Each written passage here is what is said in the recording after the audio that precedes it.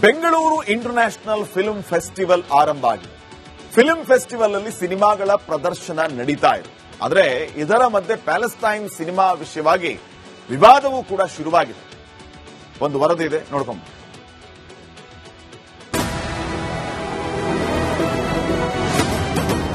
Cinema ಅಂದ್ರೆ ಬರೀ fight ಹಾಡು ಅಷ್ಟೇ ಅಲ್ಲ, ನೋವಿನ ಕತೆಗಳು ಇರ್ತವೆ. ಬೆಂಗಳೂರಿನ 17ನೇ ಚಲನಚಿತ್ರೋತ್ಸವದಲ್ಲಿ ಈ ಬಾರಿ ಪ್ಯಾಲೆಸ್ತೈನ್ ದೇಶದ ಜನರ ಸಂಕಷ್ಟದ ಕತೆಗಳನ್ನ ಹೇಳೋ ಸಿನಿಮಾಗಳು ಪ್ರದರ್ಶನವಾಗಬೇಕಿತ್ತು.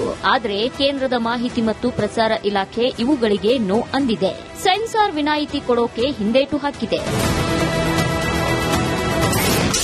ಬೇಕೇ ಬೇಕು, ಪ್ಯಾಲೆಸ್ತೈನ್ ಸಿನಿಮಾ ಬೇಕು. ಚಲನಚಿತ್ರೋತ್ಸವದಲ್ಲಿ ಪ್ರಕಾಶ್ ರೈ ಆಕ್ರೋಶ. ನಿರೀಕ್ಷೆಯಂತೆಯೇ ಪ್ರಕಾಶ್ ರಾಜ್ ಅಖಾಡಕ್ಕೆ ಇಳಿದಿದ್ದಾರೆ. ಪ್ಯಾಲೆಸ್ತೈನ್ನಲ್ಲಿ ಜನ ಸಾಯ್ತಿದ್ದಾರೆ. ಆ ನೋವನ್ನ ಇಲ್ಲಿ ತೋರಿಸೋಕೆ ಕೇಂದ್ರಕ್ಕೆ ಯಾಕೆ ಭಯ? ನಮ್ಮ ಸಿದ್ದರಾಮಯ್ಯ ಸರ್ಕಾರ ಕೂಡ ಅದೇ ರೀತಿ ಗಟ್ಟಿಯಾದ ನಿರ್ಧಾರ ತಗೋಬೇಕು ಅಂತ ನೇರವಾಗಿಯೇ ಸವಾಲು ಹಾಕಿದ್ದಾರೆ. ಆದರೆ ಇತ್ತೀಚೆಗೆ ನಾವು ಬೆಂಗಳೂರಿನ ಚಲನಚಿತ್ರೋತ್ಸವಕ್ಕೆ ಬಂದಾಗ ಇದರಲ್ಲಿ ರಾಜಕೀಯ ಪ್ರವೇಶ ಮಾಡಿದೆ. ಇಂತಹ ಅದ್ಭುತವಾಗಿ ನಡ್ಕೊಂಡು ಬರ್ತಿದ್ದಂತಹ ಈ ವರ್ಷದ ಉತ್ಸವಕ್ಕೆ ಪ್ಯಾಲೆಸ್ಟೇನಿಯನ್ ಸಿನಿಮಾಗಳನ್ನ ನಮ್ಮ ಕೇಂದ್ರ ಸರ್ಕಾರ ಪ್ರದರ್ಶನ ಮಾಡಕ್ಕೆ ಬಿಡ್ತಾ ಇದೆ. ಅಂದ್ರೆ ಏನಿದು? ಇದರ ಪ್ರತಿರೋಧ ನಾವು ಹೇಗೆ ಮಾಡಬೇಕು? ಒಂದು ಸರ್ಕಾರವಾಗಿ, ಮುಖ್ಯಮಂತ್ರಿಗಳಾಗಿ ನೀವು ದೊಡ್ಡ ನಿಲುವನ್ನು ತಗೊಳ್ಬೇಕು ಅಂತ ಒಬ್ಬ ರಾಯಭಾರಿಯಾಗಿ ನಿಮ್ಮನ್ನು ಕೇಳ್ಕೊಳ್ತಾ ಇದ್ದೇನೆ. ಪ್ರಕಾಶ್ ರೈನ ಸೀರಿಯಸ್ ಆಗಿ ತಗೋಬೇಡ್ರಿ. ಪ್ರಕಾಶ್ ರೈನೆಲ್ಲ ಸೀರಿಯಸ್ ಆಗಿ ತಗೋಬೇಡ್ರಿ. ಯಾಕೆ ಗೊತ್ತಾ? ಪ್ಯಾಲೆಸ್ಟೈನ್ಗೆ ಔಷಧಿನ ಕಳಿಸಿದ್ದು ಮೋದಿ ಸರ್ಕಾರ, ಹೌದಾ ಇಲ್ವಾ? ಇಸ್ರೇಲ್ ಮತ್ತು ಪ್ಯಾಲೆಸ್ತೈನ್ ಇಬ್ಬರ ನಡುವೆ ಜಗಳ ನಡೀತಾ ಇರುವಾಗ, ಕದನ ನಡೀತಾ ಇರುವಾಗ ಪ್ಯಾಲೆಸ್ತೈನ್ಗೆ ಔಷಧಿ, ನೀರು ಇತ್ಯಾದಿಗಳನ್ನ ಭಾರತ ಸರ್ಕಾರ ಕಳಿಸ್ತು. ಇಸ್ರೇಲ್ಗೂ ಸಪೋರ್ಟ್ ಮಾಡ್ತು. ಪ್ಯಾಲೆಸ್ತೈನ್ ಯಾರು ಆ ತರದ್ದೇನು ಅವೆಲ್ಲ ನೋಡಿ ಅಲ್ಲೇ ಇಲ್ಲಿ ಸಿನಿಮಾ ಮಾಡ್ಬೇಕು. ನಾವು ರಾಜಕೀಯ ಮಾತಾಡೋದಲ್ಲ, ಸಿನಿಮಾಗೆ ಬಂದಿದ್ದೀವಿ. ಸಿನಿಮಾ ಬಗ್ಗೆ ಈಗ ಪ್ಯಾಲೆಸ್ತೈನ್ ಸಿನಿಮಾ ಈಗ ಎಲ್ಲಿ ಯಾವ ಸಿನಿಮಾ ಮಾಡ್ತಾರೆ ಸೌಮ್ಯ? ಪ್ಯಾಲೆಸ್ತೈನ್ ಅಲ್ಲಿ ಈ ಕಷ್ಟದಲ್ಲಿ ಪ್ಯಾಲೆಸ್ತೈನ್ ಚಿತ್ರಗಳಲ್ಲಿ ಅಜೆಂಡಾ ಇರುತ್ತೆ. ಈ ಪ್ಯಾಲೆಸ್ಟೈನ್ ಪಿಕ್ಚರ್ಗಳು ಎಲ್ಲದೂ ಸಹ ಒಂದು ಪ್ರೊಪಗಂಡಾ ಬೇಸ್ಡ್ ಮೂವೀಸ್ ಆಗಿರ್ತದೆ. ಇದರಿಂದ ಒಂದು ಹಿಡನ್ ಎಜೆಂಡಾ ಇರ್ತದೆ. ಎಲ್ಲೋ ಒಂದ್ ಕಡೆ ಸಮಾಜದ ಸ್ವಾಸ್ಥ್ಯವನ್ನ ಹಾಳು ಮಾಡುವಂತ ಪ್ರೊಪಗಂಡಾ ಈ ಪ್ಯಾಲೆಸ್ಟೈನಿಯನ್ ಮೂವೀಸ್ ಗಳಲ್ಲಿ ಇರುವುದನ್ನ ನಾವು ನೋಡಿದ್ದೇವೆ. ಅದಕ್ಕಾಗಿ ನಮ್ಮ ಕೇಂದ್ರ ಸರ್ಕಾರ ಇದರಲ್ಲಿ ಸರ್ಟಿಫಿಕೇಶನ್ ಬೋರ್ಡ್ ಇದೆ, ಅದರಲ್ಲಿ ಮೆಂಬರ್ಸ್ ಗಳಿದ್ದಾರೆ. ಈ ಪಿಕ್ಚರ್ ಗಳನ್ನ ನೋಡಿ ಇದು ಕೆಲವು ವಿಷಯಗಳ ಬಗ್ಗೆ ಸಂಶಯವನ್ನ ವ್ಯಕ್ತಪಡಿಸಿದ್ದಾರೆ. ಕೇರಳದ ಹಾದಿಯಲ್ಲಿ ಕರ್ನಾಟಕ ಕೂಡ ಬಂಡಾಯ ಎದ್ದು ಈ ಸಿನಿಮಾಗಳನ್ನ ಪ್ರದರ್ಶನ ಮಾಡುತ್ತಾ ಅಥವಾ ಕೇಂದ್ರದ ಆದೇಶಕ್ಕೆ ಶರಣಾಗುತ್ತಾ ಅನ್ನೋದೇ $1 ಮಿಲಿಯನ್ ಪ್ರಶ್ನೆ. Bureau report, republic Kannada. ನೋಡಿ, ಈ ಚಲನಚಿತ್ರೋತ್ಸವ ವಿಚಾರದಲ್ಲೂ ಕೂಡ ಬ್ರಹ್ಮಾಂಡ ಭ್ರಷ್ಟಾಚಾರದ ಆರೋಪ ಕೇಳಿ ಬರ್ತಾ ಇದೆ.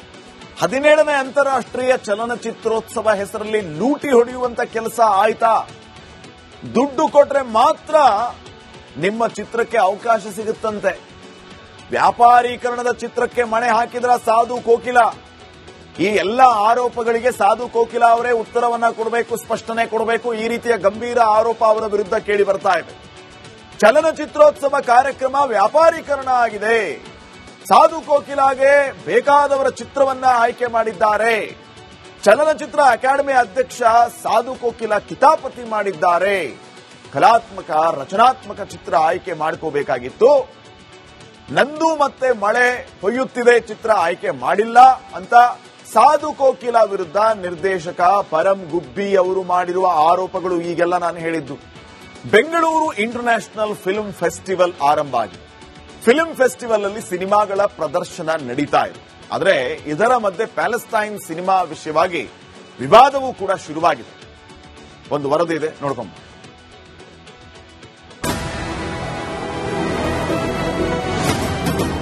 ಸಿನಿಮಾ ಅಂದ್ರೆ ಬರೀ ಫೈಟು ಹಾಡು ಅಷ್ಟೇ ಅಲ್ಲ, ನೋವಿನ ಕತೆಗಳು ಇರ್ತವೆ. ಬೆಂಗಳೂರಿನ 17ನೇ ಚಲನಚಿತ್ರೋತ್ಸವದಲ್ಲಿ ಈ ಬಾರಿ ಪ್ಯಾಲೆಸ್ತೈನ್ ದೇಶದ ಜನರ ಸಂಕಷ್ಟದ ಕತೆಗಳನ್ನ ಹೇಳೋ ಸಿನಿಮಾಗಳು ಪ್ರದರ್ಶನವಾಗಬೇಕಿತ್ತು.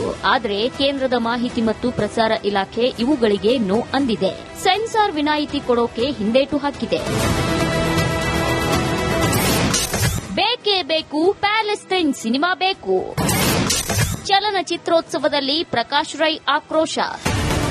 ನಿರೀಕ್ಷೆಯಂತೆಯೇ ಪ್ರಕಾಶ್ ರಾಜ್ ಅಖಾಡಕ್ಕೆ ಇಳಿದಿದ್ದಾರೆ. ಪ್ಯಾಲೆಸ್ತೈನ್ನಲ್ಲಿ ಜನ ಸಾಯ್ತಿದ್ದಾರೆ. ಆ ನೋವನ್ನ ಇಲ್ಲಿ ತೋರಿಸೋಕೆ ಕೇಂದ್ರಕ್ಕೆ ಯಾಕೆ ಭಯ? ನಮ್ಮ ಸಿದ್ದರಾಮಯ್ಯ ಸರ್ಕಾರ ಕೂಡ ಅದೇ ರೀತಿ ಗಟ್ಟಿಯಾದ ನಿರ್ಧಾರ ತಗೋಬೇಕು ಅಂತ ನೇರವಾಗಿಯೇ ಸವಾಲು ಹಾಕಿದ್ದಾರೆ. ಆದರೆ ಇತ್ತೀಚೆಗೆ ನಾವು ಬೆಂಗಳೂರಿನ ಚಲನಚಿತ್ರೋತ್ಸವಕ್ಕೆ ಬಂದಾಗ ಇದರಲ್ಲಿ ರಾಜಕೀಯ ಪ್ರವೇಶ ಮಾಡಿದೆ. ಇಂತಹ ಅದ್ಭುತವಾಗಿ ನಡ್ಕೊಂಡು ಬರ್ತಿದ್ದಂತಹ ಈ ವರ್ಷದ ಉತ್ಸವಕ್ಕೆ ಪ್ಯಾಲೆಸ್ಟೇನಿಯನ್ ಸಿನಿಮಾಗಳನ್ನ ನಮ್ಮ ಕೇಂದ್ರ ಸರ್ಕಾರ ಪ್ರದರ್ಶನ ಮಾಡಕ್ಕೆ ಬಿಡ್ತಾ ಇದೆ. ಅಂದ್ರೆ ಏನಿದು? ಇದರ ಪ್ರತಿರೋಧ ನಾವು ಹೇಗೆ ಮಾಡಬೇಕು? ಒಂದು ಸರ್ಕಾರವಾಗಿ, ಮುಖ್ಯಮಂತ್ರಿಗಳಾಗಿ ನೀವು ದೊಡ್ಡ ನಿಲುವನ್ನು ತಗೊಳ್ಬೇಕು ಅಂತ ಒಬ್ಬ ರಾಯಭಾರಿಯಾಗಿ ನಿಮ್ಮನ್ನು ಕೇಳ್ಕೊಳ್ತಾ ಇದ್ದೇನೆ. ಪ್ರಕಾಶ್ ರೈನ ಸೀರಿಯಸ್ ಆಗಿ ತಗೋಬೇಡ್ರಿ. ಪ್ರಕಾಶ್ ರೈನೆಲ್ಲ ಸೀರಿಯಸ್ ಆಗಿ ತಗೋಬೇಡ್ರಿ. ಯಾಕೆ ಗೊತ್ತಾ? ಪ್ಯಾಲೆಸ್ಟೈನ್ಗೆ ಔಷಧಿನ ಕಳಿಸಿದ್ದು ಮೋದಿ ಸರ್ಕಾರ, ಹೌದಾ ಇಲ್ವಾ? ಇಸ್ರೇಲ್ ಮತ್ತು ಪ್ಯಾಲೆಸ್ತೈನ್ ಇಬ್ಬರ ನಡುವೆ ಜಗಳ ನಡೀತಾ ಇರುವಾಗ, ಕದನ ನಡೀತಾ ಇರುವಾಗ ಪ್ಯಾಲೆಸ್ತೈನ್ಗೆ ಔಷಧಿ, ನೀರು ಇತ್ಯಾದಿಗಳನ್ನ ಭಾರತ ಸರ್ಕಾರ ಕಳಿಸ್ತು. ಇಸ್ರೇಲ್ಗೂ ಸಪೋರ್ಟ್ ಮಾಡ್ತು, ಪ್ಯಾಲೆಸ್ತೈನ್ ಯಾರು ಆ ತರದ್ದೇನು ಅವೆಲ್ಲ ನೋಡಿ. ಅಲ್ಲೇ ಇಲ್ಲಿ ಸಿನಿಮಾ ಮಾಡ್ಬೇಕು, ನಾವು ರಾಜಕೀಯ ಮಾತಾಡೋದಲ್ಲ. ಸಿನಿಮಾಗೆ ಬಂದಿದ್ದೀವಿ. ಸಿನಿಮಾ ಬಗ್ಗೆ ಈಗ ಪ್ಯಾಲೆಸ್ತೈನ್ ಸಿನಿಮಾ ಈಗ ಎಲ್ಲಿ ಯಾವ ಸಿನಿಮಾ ಮಾಡ್ತಾರೆ ಸೌಮ್ಯ? ಪ್ಯಾಲೆಸ್ತೈನ್ ಅಲ್ಲಿ ಈ ಕಷ್ಟದಲ್ಲಿ ಪ್ಯಾಲೆಸ್ಟೈನ್ ಚಿತ್ರಗಳಲ್ಲಿ ಅಜೆಂಡಾ ಇರುತ್ತೆ. ಈ ಪ್ಯಾಲೆಸ್ಟೈನ್ ಪಿಕ್ಚರ್ಗಳು ಎಲ್ಲದೂ ಸಹ ಒಂದು ಪ್ರೊಪಗಾಂಡಾ ಬೇಸ್ಡ್ ಮೂವೀಸ್ ಆಗಿರ್ತದೆ. ಇದರಿಂದ ಒಂದು ಹಿಡನ್ ಎಜೆಂಡಾ ಇರ್ತದೆ. ಎಲ್ಲೋ ಒಂದ್ ಕಡೆ ಸಮಾಜದ ಸ್ವಾಸ್ಥ್ಯವನ್ನ ಹಾಳು ಮಾಡುವಂತ ಪ್ರೊಪಗಾಂಡಾ ಈ ಪ್ಯಾಲೆಸ್ಟೈನಿಯನ್ ಮೂವೀಸ್ ಗಳಲ್ಲಿ ಇರುವುದನ್ನ ನಾವು ನೋಡಿದ್ದೇವೆ. ಅದಕ್ಕಾಗಿ ನಮ್ಮ ಕೇಂದ್ರ ಸರ್ಕಾರ ಇದರಲ್ಲಿ ಸರ್ಟಿಫಿಕೇಶನ್ ಬೋರ್ಡ್ ಇದೆ, ಅದರಲ್ಲಿ ಮೆಂಬರ್ಸ್ ಗಳಿದ್ದಾರೆ. ಈ ಪಿಕ್ಚರ್ ಗಳನ್ನ ನೋಡಿ ಇದು ಕೆಲವು ವಿಷಯಗಳ ಬಗ್ಗೆ ಸಂಶಯವನ್ನ ವ್ಯಕ್ತಪಡಿಸಿದ್ದಾರೆ. ಕೇರಳದ ಹಾದಿಯಲ್ಲಿ ಕರ್ನಾಟಕ ಕೂಡ ಬಂಡಾಯ ಎದ್ದು ಈ ಸಿನಿಮಾಗಳನ್ನ ಪ್ರದರ್ಶನ ಮಾಡುತ್ತಾ ಅಥವಾ ಕೇಂದ್ರದ ಆದೇಶಕ್ಕೆ ಶರಣಾಗುತ್ತಾ ಅನ್ನೋದೇ $1 ಮಿಲಿಯನ್ ಪ್ರಶ್ನೆ. Bureau report, republic Kannada. ನೋಡಿ, ಚಲನಚಿತ್ರೋತ್ಸವ ವಿಚಾರದಲ್ಲೂ ಕೂಡ ಬ್ರಹ್ಮಾಂಡ ಭ್ರಷ್ಟಾಚಾರದ ಆರೋಪ ಕೇಳಿ ಬರ್ತಾ ಇದೆ. 17ನೇ ಅಂತಾರಾಷ್ಟ್ರೀಯ ಚಲನಚಿತ್ರೋತ್ಸವ ಹೆಸರಲ್ಲಿ ಲೂಟಿ ಹೊಡೆಯುವಂತ ಕೆಲಸ ಆಯ್ತಾ? ದುಡ್ಡು ಕೊಟ್ರೆ ಮಾತ್ರ ನಿಮ್ಮ ಚಿತ್ರಕ್ಕೆ ಅವಕಾಶ ಸಿಗುತ್ತಂತೆ. ವ್ಯಾಪಾರೀಕರಣದ ಚಿತ್ರಕ್ಕೆ ಮಣೆ ಹಾಕಿದ್ರ ಸಾಧು ಕೋಕಿಲ.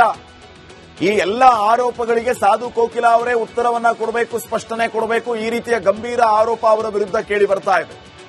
ಚಲನಚಿತ್ರೋತ್ಸವ ಕಾರ್ಯಕ್ರಮ ವ್ಯಾಪಾರೀಕರಣ ಆಗಿದೆ.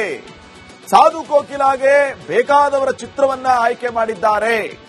ಚಲನಚಿತ್ರ ಅಕಾಡೆಮಿ ಅಧ್ಯಕ್ಷ ಸಾಧು ಕೋಕಿಲ ಕಿತಾಪತಿ ಮಾಡಿದ್ದಾರೆ. ಕಲಾತ್ಮಕ, ರಚನಾತ್ಮಕ ಚಿತ್ರ ಆಯ್ಕೆ ಮಾಡ್ಕೋಬೇಕಾಗಿತ್ತು.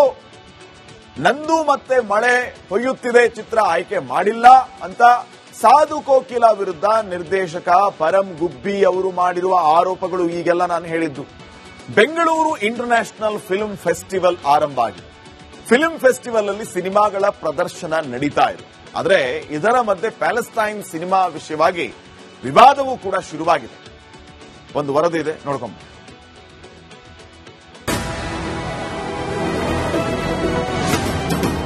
ಸಿನಿಮಾ ಅಂದ್ರೆ ಬರೀ ಫೈಟು, ಹಾಡು ಅಷ್ಟೇ ಅಲ್ಲ, ನೋವಿನ ಕತೆಗಳು ಇರ್ತವೆ. ಬೆಂಗಳೂರಿನ 17ನೇ ಚಲನಚಿತ್ರೋತ್ಸವದಲ್ಲಿ ಈ ಬಾರಿ ಪ್ಯಾಲೆಸ್ತೈನ್ ದೇಶದ ಜನರ ಸಂಕಷ್ಟದ ಕತೆಗಳನ್ನ ಹೇಳೋ ಸಿನಿಮಾಗಳು ಪ್ರದರ್ಶನವಾಗಬೇಕಿತ್ತು. ಆದ್ರೆ ಕೇಂದ್ರದ ಮಾಹಿತಿ ಮತ್ತು ಪ್ರಸಾರ ಇಲಾಖೆ ಇವುಗಳಿಗೆ ನೋ ಅಂದಿದೆ. ಸೆನ್ಸಾರ್ ವಿನಾಯಿತಿ ಕೊಡೋಕೆ ಹಿಂದೇಟು ಹಾಕಿದೆ. ಬೇಕೇ ಬೇಕು, ಪ್ಯಾಲೆಸ್ತೈನ್ ಸಿನಿಮಾ ಬೇಕು. ಚಲನಚಿತ್ರೋತ್ಸವದಲ್ಲಿ ಪ್ರಕಾಶ್ ರೈ ಆಕ್ರೋಶ. ನಿರೀಕ್ಷೆಯಂತೆಯೇ ಪ್ರಕಾಶ್ ರಾಜ್ ಅಖಾಡಕ್ಕೆ ಇಳಿದಿದ್ದಾರೆ. ಪ್ಯಾಲೆಸ್ತೈನ್ನಲ್ಲಿ ಜನ ಸಾಯ್ತಿದ್ದಾರೆ. ಆ ನೋವನ್ನ ಇಲ್ಲಿ ತೋರಿಸೋಕೆ ಕೇಂದ್ರಕ್ಕೆ ಯಾಕೆ ಭಯ? ನಮ್ಮ ಸಿದ್ದರಾಮಯ್ಯ ಸರ್ಕಾರ ಕೂಡ ಅದೇ ರೀತಿ ಗಟ್ಟಿಯಾದ ನಿರ್ಧಾರ ತಗೋಬೇಕು ಅಂತ ನೇರವಾಗಿಯೇ ಸವಾಲು ಹಾಕಿದ್ದಾರೆ. ಆದರೆ ಇತ್ತೀಚೆಗೆ ನಾವು ಬೆಂಗಳೂರಿನ ಚಲನಚಿತ್ರೋತ್ಸವಕ್ಕೆ ಬಂದಾಗ ಇದರಲ್ಲಿ ರಾಜಕೀಯ ಪ್ರವೇಶ ಮಾಡಿದೆ. ಇಂತಹ ಅದ್ಭುತವಾಗಿ ನಡ್ಕೊಂಡು ಬರ್ತಿದ್ದಂತಹ ಈ ವರ್ಷದ ಉತ್ಸವಕ್ಕೆ ಪ್ಯಾಲೆಸ್ಟೇನಿಯನ್ ಸಿನಿಮಾಗಳನ್ನ ನಮ್ಮ ಕೇಂದ್ರ ಸರ್ಕಾರ ಪ್ರದರ್ಶನ ಮಾಡಕ್ಕೆ ಬಿಡ್ತಾ ಇದೆ. ಅಂದ್ರೆ ಏನಿದು? ಇದರ ಪ್ರತಿರೋಧ ನಾವು ಹೇಗೆ ಮಾಡಬೇಕು? ಒಂದು ಸರ್ಕಾರವಾಗಿ, ಮುಖ್ಯಮಂತ್ರಿಗಳಾಗಿ ನೀವು ದೊಡ್ಡ ನಿಲುವನ್ನು ತಗೊಳ್ಬೇಕು ಅಂತ ಒಬ್ಬ ರಾಯಭಾರಿಯಾಗಿ ನಿಮ್ಮನ್ನು ಕೇಳ್ಕೊಳ್ತಾ ಇದ್ದೇನೆ. ಪ್ರಕಾಶ್ ರೈನ ಸೀರಿಯಸ್ ಆಗಿ ತಗೋಬೇಡ್ರಿ. ಪ್ರಕಾಶ್ ರೈನೆಲ್ಲ ಸೀರಿಯಸ್ ಆಗಿ ತಗೋಬೇಡ್ರಿ. ಯಾಕೆ ಗೊತ್ತಾ? ಪ್ಯಾಲೆಸ್ತೈನ್ಗೆ ಔಷಧಿನ ಕಳಿಸಿದ್ದು ಮೋದಿ ಸರ್ಕಾರ, ಹೌದಾ ಇಲ್ವಾ? ಇಸ್ರೇಲ್ ಮತ್ತು ಪ್ಯಾಲೆಸ್ತೈನ್ ಇಬ್ಬರ ನಡುವೆ ಜಗಳ ನಡೀತಾ ಇರುವಾಗ, ಕದನ ನಡೀತಾ ಇರುವಾಗ ಪ್ಯಾಲೆಸ್ತೈನ್ಗೆ ಔಷಧಿ, ನೀರು ಇತ್ಯಾದಿಗಳನ್ನ ಭಾರತ ಸರ್ಕಾರ ಕಳಿಸ್ತು. ಇಸ್ರೇಲ್ಗೂ ಸಪೋರ್ಟ್ ಮಾಡ್ತು, ಪ್ಯಾಲೆಸ್ಟೈನ್ ಯಾರು ಆ ತರದ್ದೇನು ಅವೆಲ್ಲ ನೋಡಿ ಅಲ್ಲೇ ಇಲ್ಲಿ ಸಿನಿಮಾ ಮಾಡ್ಬೇಕು, ನಾವು ರಾಜಕೀಯ ಮಾತಾಡೋದಲ್ಲ. ಸಿನಿಮಾಗೆ ಬಂದಿದ್ದೀವಿ, ಸಿನಿಮಾ ಬಗ್ಗೆ. ಈಗ ಪ್ಯಾಲೆಸ್ಟೈನ್ ಸಿನಿಮಾ ಈಗ ಎಲ್ಲಿ ಯಾವ ಸಿನಿಮಾ ಮಾಡ್ತಾರೆ ಸೌಮ್ಯ ಪ್ಯಾಲೆಸ್ಟೈನ್ ಅಲ್ಲಿ ಈ ಕಷ್ಟದಲ್ಲಿ? ಪ್ಯಾಲೆಸ್ಟೈನ್ ಚಿತ್ರಗಳಲ್ಲಿ ಅಜೆಂಡಾ ಇರುತ್ತೆ. ಈ ಪ್ಯಾಲೆಸ್ಟೈನ್ ಪಿಕ್ಚರ್ಗಳು ಎಲ್ಲ ದಿವಸ ಒಂದು ಪ್ರೊಪಗಾಂಡಾ ಬೇಸ್ಡ್ ಮೂವೀಸ್ ಆಗಿರ್ತದೆ. ಇದರಿಂದ ಒಂದು ಹಿಡನ್ ಎಜೆಂಡಾ ಇರ್ತದೆ. ಎಲ್ಲೋ ಒಂದ್ ಕಡೆ ಸಮಾಜದ ಸ್ವಾಸ್ಥ್ಯವನ್ನ ಹಾಳು ಮಾಡುವಂತ ಪ್ರೊಪಗಾಂಡಾ ಈ ಪ್ಯಾಲೆಸ್ಟೈನಿಯನ್ ಮೂವೀಸ್ ಗಳಲ್ಲಿ ಇರುವುದನ್ನ ನಾವು ನೋಡಿದ್ದೇವೆ. ಅದಕ್ಕಾಗಿ ನಮ್ಮ ಕೇಂದ್ರ ಸರ್ಕಾರ ಇದರಲ್ಲಿ ಸರ್ಟಿಫಿಕೇಶನ್ ಬೋರ್ಡ್ ಇದೆ, ಅದರಲ್ಲಿ ಮೆಂಬರ್ಸ್ ಗಳಿದ್ದಾರೆ. ಈ ಪಿಕ್ಚರ್ ಗಳನ್ನ ನೋಡಿ ಇದು ಕೆಲವು ವಿಷಯಗಳ ಬಗ್ಗೆ ಸಂಶಯವನ್ನ ವ್ಯಕ್ತಪಡಿಸಿದ್ದಾರೆ. ಕೇರಳದ ಹಾದಿಯಲ್ಲಿ ಕರ್ನಾಟಕ ಕೂಡ ಬಂಡಾಯ ಎದ್ದು ಈ ಸಿನಿಮಾಗಳನ್ನ ಪ್ರದರ್ಶನ ಮಾಡುತ್ತಾ ಅಥವಾ ಕೇಂದ್ರದ ಆದೇಶಕ್ಕೆ ಶರಣಾಗುತ್ತಾ ಅನ್ನೋದೇ $1 ಮಿಲಿಯನ್ ಪ್ರಶ್ನೆ. Bureau report, republic Kannada. ನೋಡಿ, ಈ ಚಲನಚಿತ್ರೋತ್ಸವ ವಿಚಾರದಲ್ಲೂ ಕೂಡ ಬ್ರಹ್ಮಾಂಡ ಭ್ರಷ್ಟಾಚಾರದ ಆರೋಪ ಕೇಳಿ ಬರ್ತಾ ಇದೆ. 17ನೇ ಅಂತಾರಾಷ್ಟ್ರೀಯ ಚಲನಚಿತ್ರೋತ್ಸವ ಹೆಸರಲ್ಲಿ ಲೂಟಿ ಹೊಡೆಯುವಂತ ಕೆಲಸ ಆಯ್ತಾ? ದುಡ್ಡು ಕೊಟ್ರೆ ಮಾತ್ರ ನಿಮ್ಮ ಚಿತ್ರಕ್ಕೆ ಅವಕಾಶ ಸಿಗುತ್ತಂತೆ. ವ್ಯಾಪಾರೀಕರಣದ ಚಿತ್ರಕ್ಕೆ ಮಣೆ ಹಾಕಿದ್ರ ಸಾಧು ಕೋಕಿಲ. ಈ ಎಲ್ಲ ಆರೋಪಗಳಿಗೆ ಸಾಧು ಕೋಕಿಲ ಅವರೇ ಉತ್ತರವನ್ನ ಕೊಡಬೇಕು, ಸ್ಪಷ್ಟನೆ ಕೊಡಬೇಕು. ಈ ರೀತಿಯ ಗಂಭೀರ ಆರೋಪ ಅವರ ವಿರುದ್ಧ ಕೇಳಿ ಬರ್ತಾ ಇದೆ. ಚಲನಚಿತ್ರೋತ್ಸವ ಕಾರ್ಯಕ್ರಮ ವ್ಯಾಪಾರೀಕರಣ ಆಗಿದೆ. ಸಾಧು ಕೋಕಿಲಾಗೆ ಬೇಕಾದವರ ಚಿತ್ರವನ್ನ ಆಯ್ಕೆ ಮಾಡಿದ್ದಾರೆ. ಚಲನಚಿತ್ರ ಅಕಾಡೆಮಿ ಅಧ್ಯಕ್ಷ ಸಾಧು ಕೋಕಿಲ ಕಿತಾಪತಿ ಮಾಡಿದ್ದಾರೆ. ಕಲಾತ್ಮಕ ರಚನಾತ್ಮಕ ಚಿತ್ರ ಆಯ್ಕೆ ಮಾಡ್ಕೋಬೇಕಾಗಿತ್ತು. ನಂದು ಮತ್ತೆ ಮಳೆ ಹೊಯ್ಯುತ್ತಿದೆ ಚಿತ್ರ ಆಯ್ಕೆ ಮಾಡಿಲ್ಲ ಅಂತ ಸಾಧು ಕೋಕಿಲ ವಿರುದ್ಧ ನಿರ್ದೇಶಕ ಪರಂ ಗುಬ್ಬಿ ಅವರು ಮಾಡಿರುವ ಆರೋಪಗಳು ಈಗೆಲ್ಲ ನಾನು ಹೇಳಿದ್ದು.